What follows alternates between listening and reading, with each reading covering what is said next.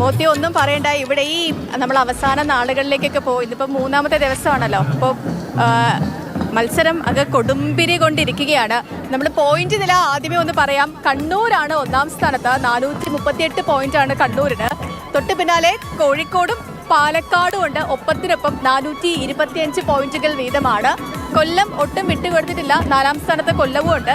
അപ്പോൾ ഈ ദൃശ്യങ്ങളിൽ കാണുമ്പോൾ തന്നെ മനസ്സിലാകും ഇവിടെ നിറയെ ആൾക്കൂട്ടമാണ്, ഭയങ്കര തിരക്കും കാര്യങ്ങളും ഒക്കെയാണ്. നമ്മുടെ പ്രധാന വേദിയായ ആശ്രാമം മൈതാനത്ത് ഇപ്പോൾ കുച്ചിപ്പൊടിയാണ് അരങ്ങേറുന്നത് വേദി 1-ല്.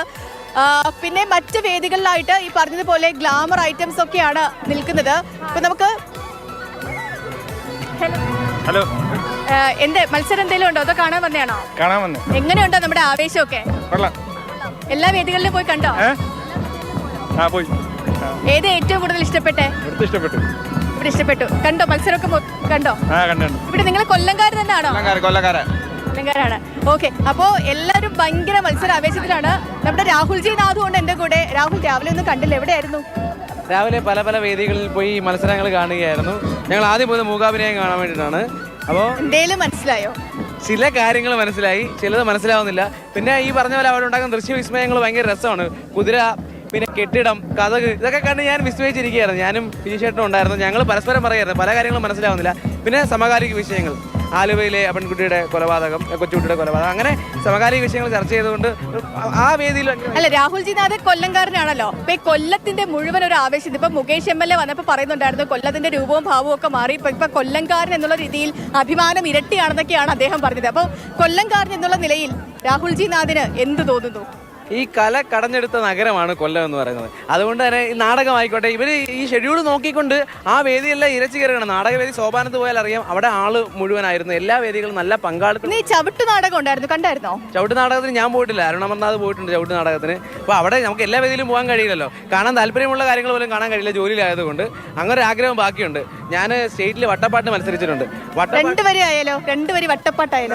4 പേര് പാടാം. ശരി. അപ്പോൾ ഈ വട്ടപ്പാട്ടിന് പോകണമെന്ന് ആഗ്രഹം ഉണ്ടായിരുന്നു. അപ്പോൾ വട്ടപ്പാട്ട് കുറേ വർഷം മുമ്പാണ് പോയത്. അത് കൈയടിച്ച് ചിരിച്ചാ പാടേണ്ടത് കേട്ടോ. അങ്ങനെ കുറേ അധികം കാര്യങ്ങളുണ്ട്. കൈയടിച്ച് ചിരിച്ചു പാടാം.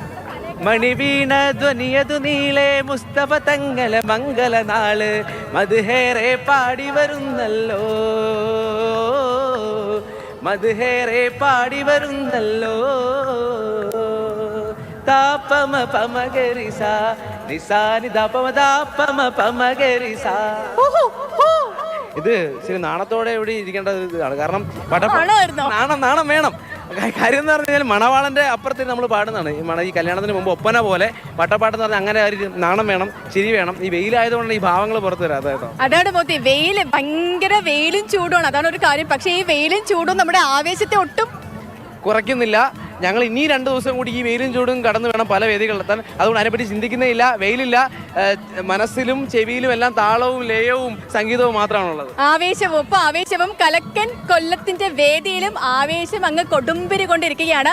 എല്ലാ വിശേഷങ്ങളും കാഴ്ചകളും ഒക്കെ അപ്പോ തത്സമയം പ്രേക്ഷകരിലേക്ക് ഞങ്ങൾ എത്തിക്കാനും റെഡി ആയിട്ട് നിൽക്കുകയാണ് അല്ലേ? തീർച്ചയായും.